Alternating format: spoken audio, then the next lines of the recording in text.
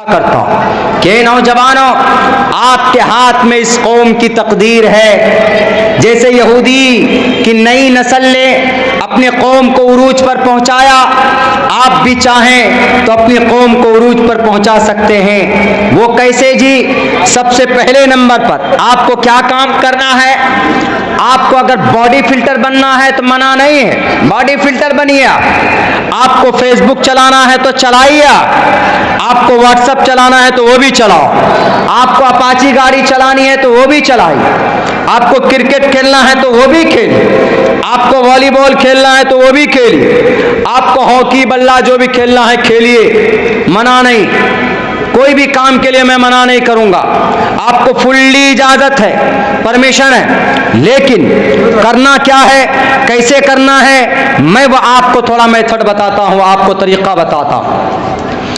जो हमारे नौजवान तिजारत से लगे हुए, वो तिजारत में आगे बढ़ने की कोशिश करें। जो हमारे नौजवान पॉलिटिक्स में, सियासत में हैं, वो ढंग की राजनीति करें, सियासत में अपने फील्ड को मजबूत करें, समाज को सही दिशा में ले जाने की मेहनत करें। जो हमारे नौजवान बेसिक और ज़रूरी इंटर और मैट्रिक ग्रेजुएशन नहीं किए, उनसे मैं दरख्वास्त करता हूं कि आप अपनी तालीम को मुकम्मल कीजिए। आप मैट्रिक कीजिए, इंटर कीजिए।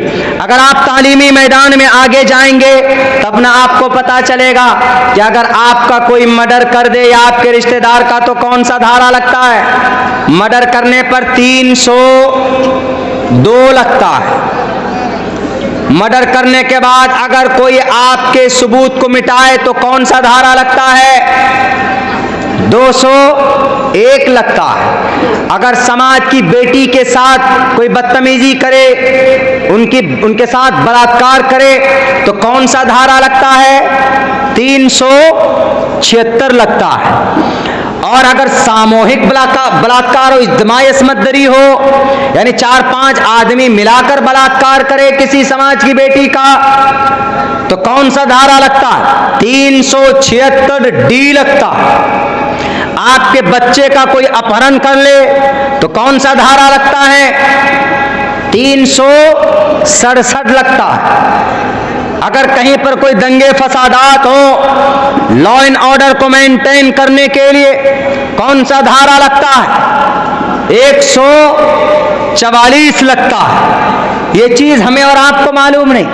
अगर आप जा रहे हैं बाइक लेकर, खपाची गाड़ी लेकर, पीछे से कोई आपको मारने की कोशिश कर रहा है, रात में हमला कर रहा है, हमारे साथ बहुत होता है।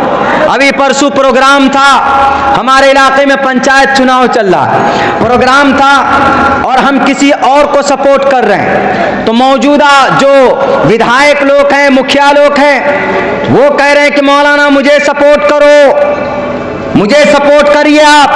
हमने कहा क्यों? करप्शन घोटाला आपने किया, मैं मौलाना बनकर आपका साथ दूं।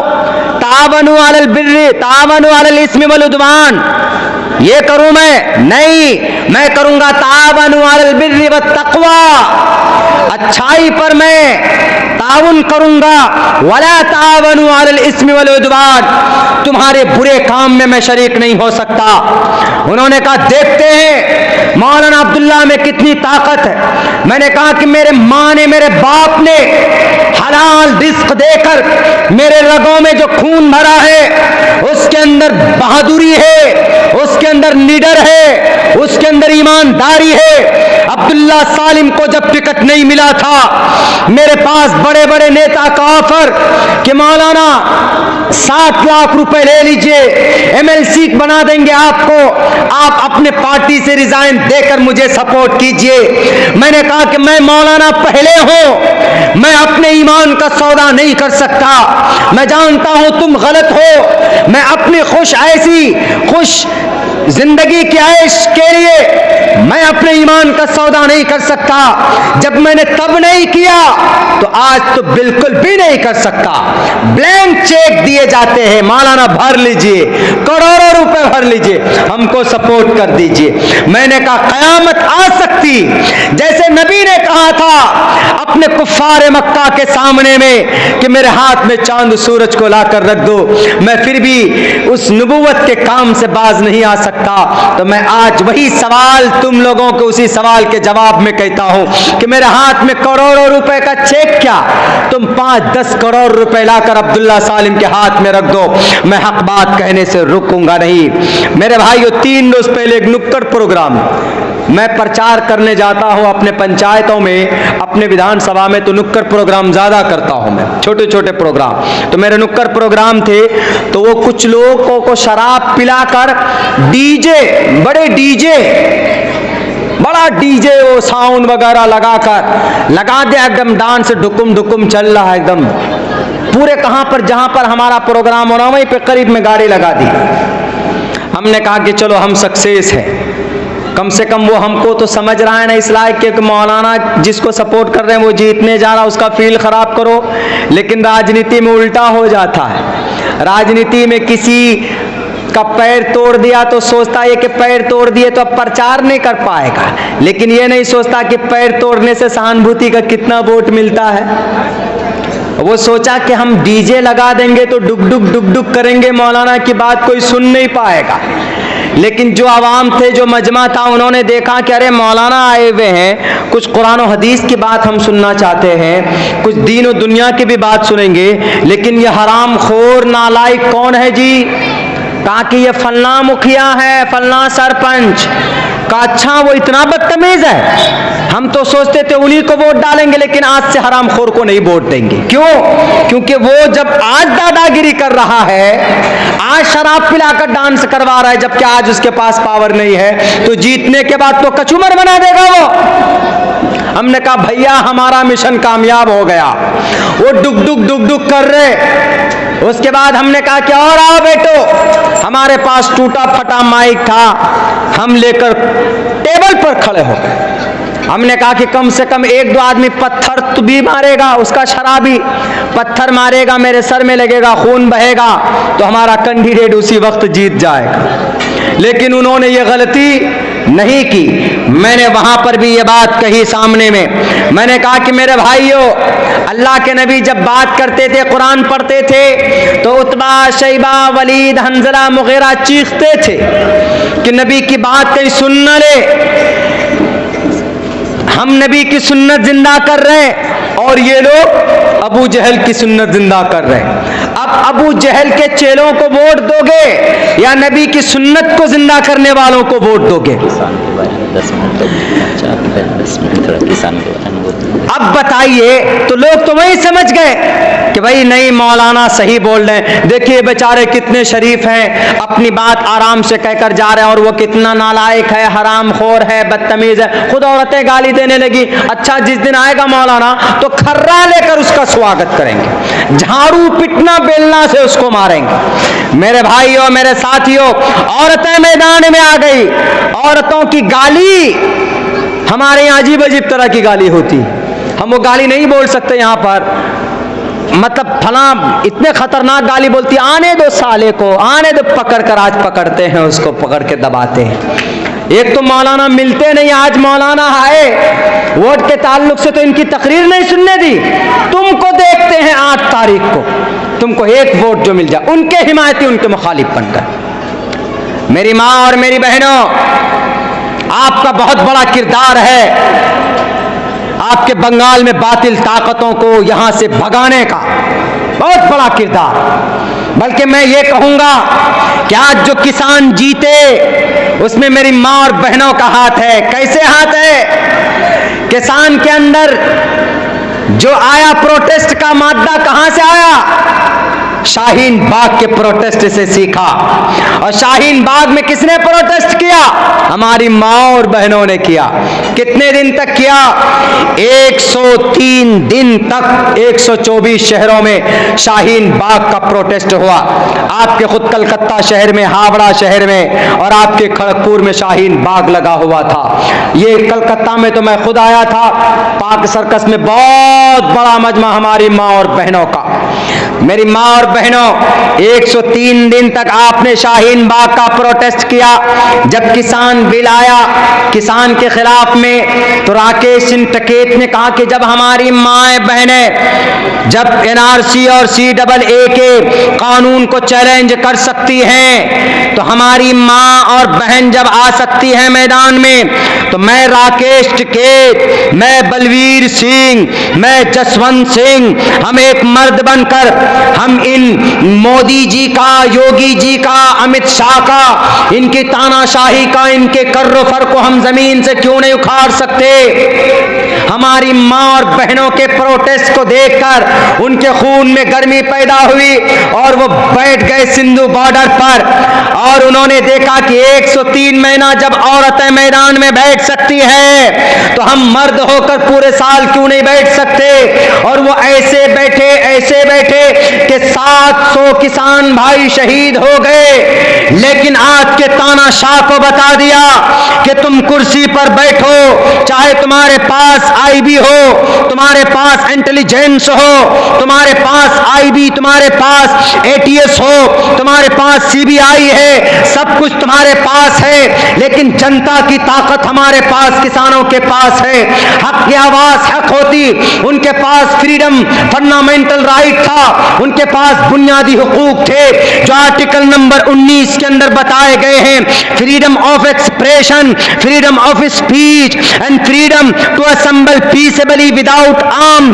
प्रोटेस्ट करना, एहतजाज करना भारत के जनता का एक हक है, चाहे हिंदू हो कि मुसलमान हो। वह अपनी बात कहने के लिए माइक का इस्तेमाल कर सकता है।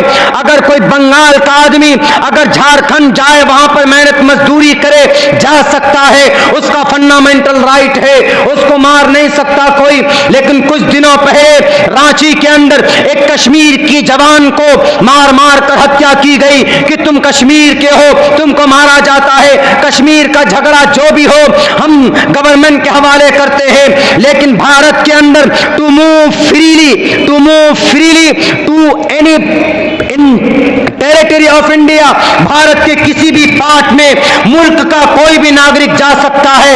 And to settle there trade, वो अपने बिजनेस को कायम कर सकता है। भारत का संविधान कहता है अगर सिंधु बॉर्डर पर किसान अगर 7 महीने से 10 महीने से बैठे हैं, तो ये सरकार की गलत नीति के खिलाफ बैठे हैं, उनके गलत कानून के खिलाफ बैठे हैं। अपने खुदाओं को खुश करने के लिए किसानों को गाजर मूली के तरह पीसने की, काटने की कोशिश की गई, उनके खिलाफ बैठे हैं। बैठ सकता है, भारत का संविधान हमें इजाजत देता है।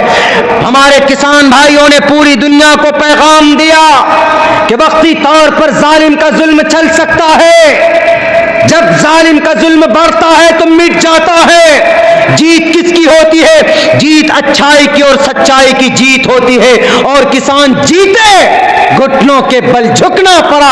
भारत के गवर्नमेंट का सरकार है, कुर्सी में बैठे हैं, अच्छी बात है, लेकिन गलत नीति और गलत कानून अगर लाइएगा तो एक एक नागरिक को आपसे सवाल करने का अधिकार है। अब्दुल्ला सवाल कर सकता है, एक आम आदमी सवाल कर सकता है, यह उसका मूल राइट है, फंडामेंटल राइट है, कोई मना नहीं कर सकता।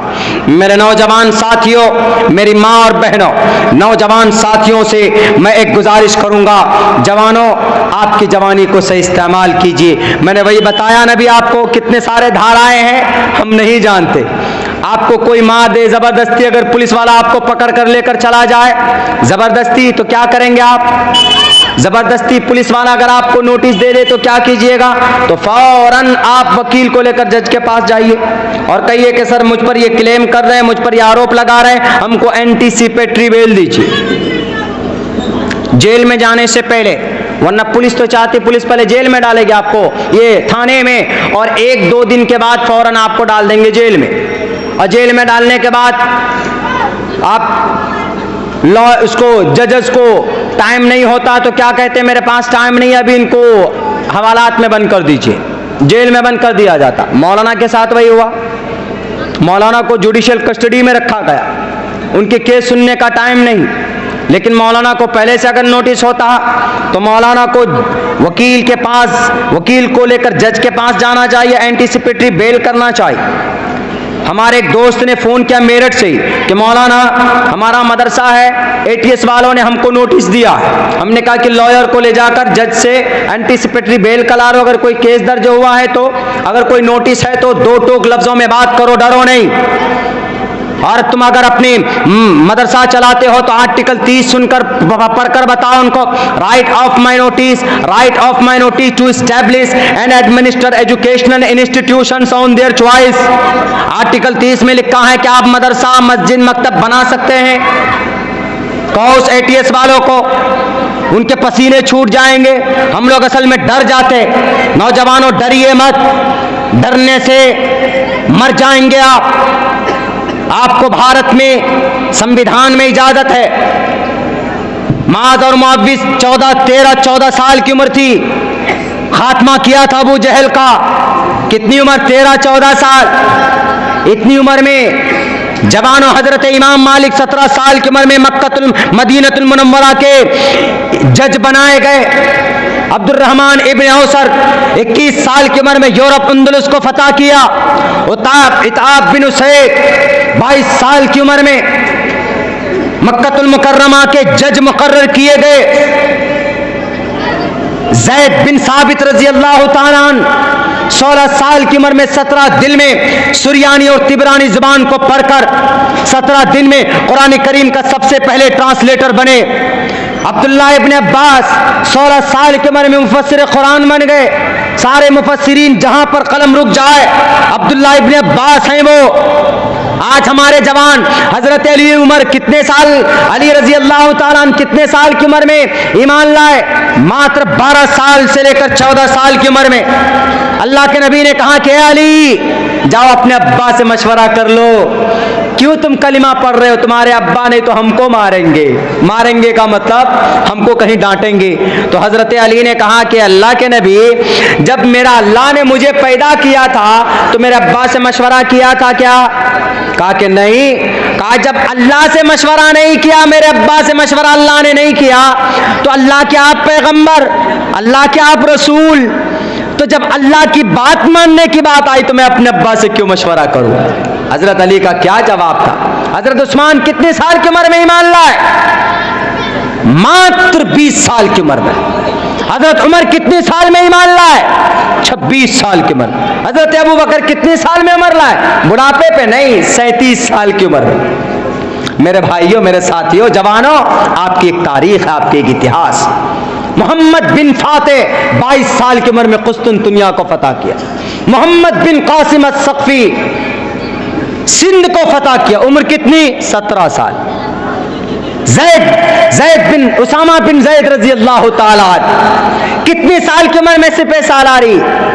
18 साल की उम्र में सिपह सालार बने। जवानों, आज तो आप बॉडी फिल्टर 6 पैक बनाते हैं, बनाओ 6 पैक। हजरत इब्राहिम की 6 पैक को देखकर बनाओ, बनाओ अपने बॉडी के मसल्स। हजरत मूसा रजी अल्लाह तआला अन्हु की बॉडी को देखकर बॉडी बनाओ। क्यों? हजरत मूसा ने एक घूंसा मारा था तो आदमी मर गया था। फवक़ज़हु मूसा फ़क़ज़ा अलैहि। हजरत इब्राहिम ने वो जो हथौड़ा उठाकर बुतों के नाक तोड़े थे, जिसका कुरान में तज़किरा है तफसील के साथ, किसी का नाक तोड़ दिए, किसी का कान तोड़ दिए, किसी का सर उड़ा दिया। वो हथौड़ा 1 क्विंटल का था। तो 6 पैक नहीं, 7 पैक बनाओ। सलमान खान का देखकर नहीं, हजरत इब्राहिम के 6 पैक को देखकर, हजरत मूसा की तारीख को देखकर, मोहम्मद रसूलुल्लाह की और रुकाना की तारीख को देख करके आप बॉडी बनाए। मना नहीं। इसलिए मैं कहता हूं कि बाइक चलाना मना नहीं, बेहतरीन ड्राइवर बनिए।